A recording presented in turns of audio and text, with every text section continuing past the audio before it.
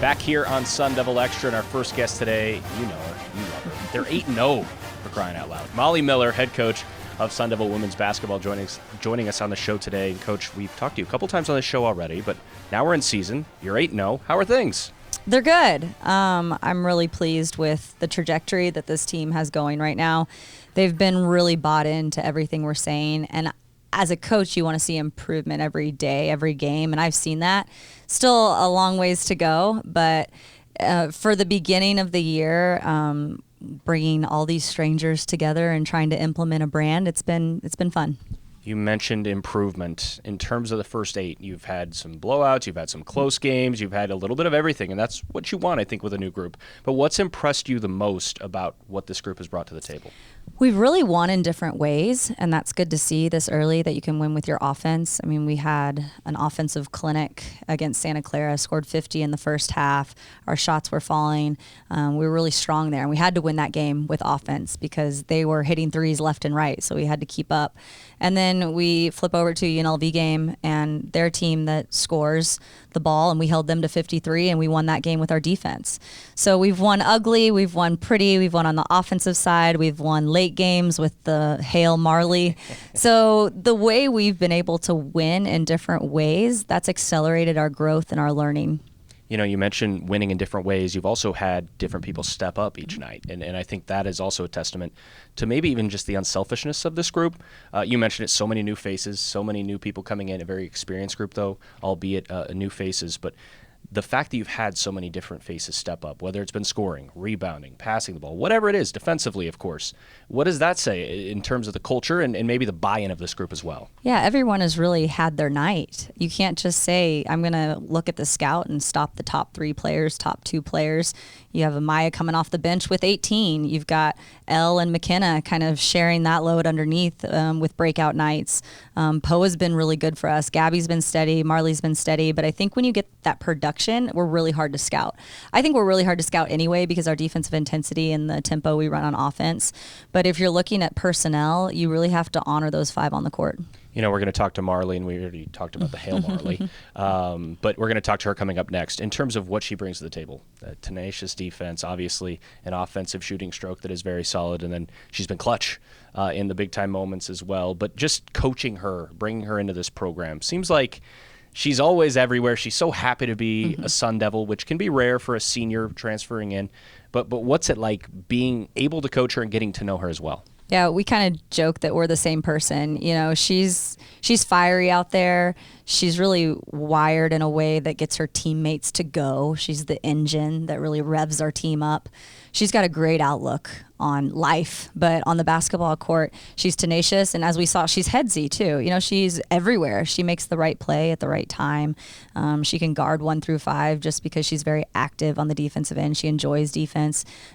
Coach Norman gives Dairy Queen blizzards for charges, so she's racked up a few of those blizzards.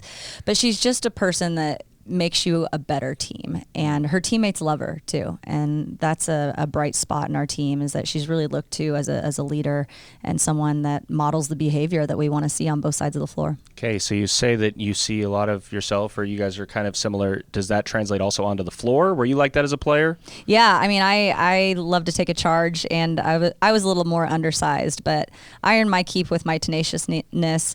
In fact, yesterday we all tried to recreate the Hail Marley, and I went over to the right side and did it, and she'll have to tell you I did make it, and I didn't think it could be recreated, but I'm like, we are the same person, Marley. Is there video evidence of that? There is. Okay, we might have to try to grab that, put it on the show.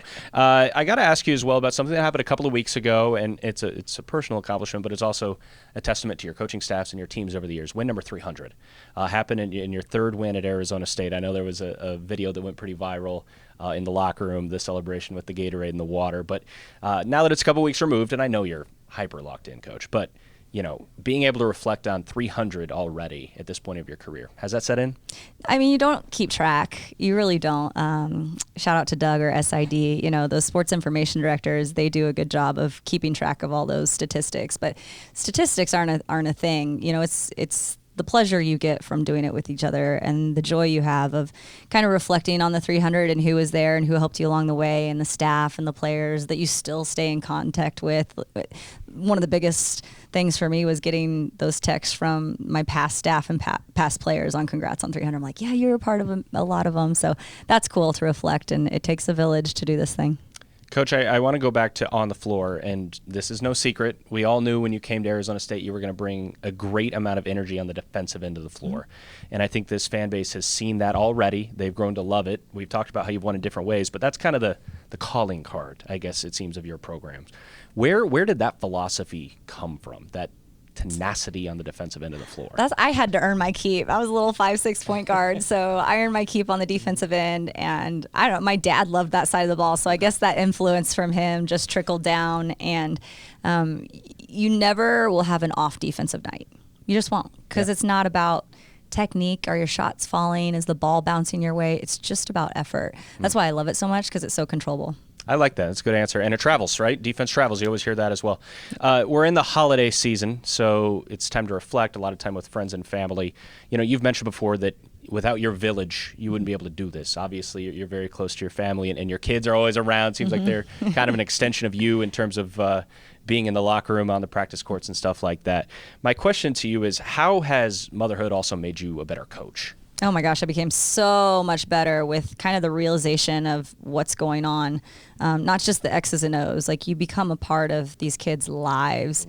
And I always put, Crosby's my daughter and Sai's my son, but I always put Crosby in my basketball player's shoes. Like, how would I want this situation handled if it was Crosby? How would I want someone to treat Crosby? And so I'm always reminding myself that these are people's kids, you know, just like Crosby's my kid. And they become my honorary Phoenix Tempe kids. I love that part of sport.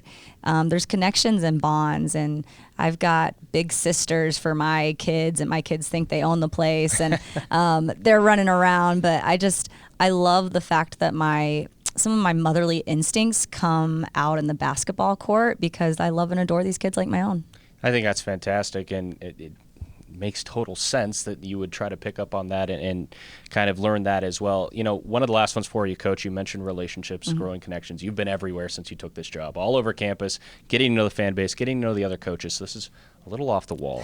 Who is the funniest head coach at Arizona State University? Oh, that's a toss-up. Powers keeps me laughing. Yeah. He is hilarious. He's quick-witted, but maybe even more so his assistant, Hicksy. Yeah. I mean, we're giving love to hockey. Okay. So funny. It's fun. Yeah, they're hilarious. They have to. I feel like hockey humor is a thing. And right? they're a duo, so they make a funny duo. I love that. Okay, good answer. This team will be back at home at Mullet Arena, in fact. Perfect segue. Yes, hockey. there you They'll go. be, at home Friday at 6:30 against McNeese State, and then Saturday at 2:30 against San Francisco. Then a road trip, and then before we know it, conference play will be here. So we're almost there, folks. It's been really fun to watch this team trying to make some history with the best start in program history. Molly Miller joining us on the program. Coach, thanks a lot. Thanks for having me. We'll be joined by Marley Washnits. You know, the Hail Marley. She'll be joining us on the program when we come back.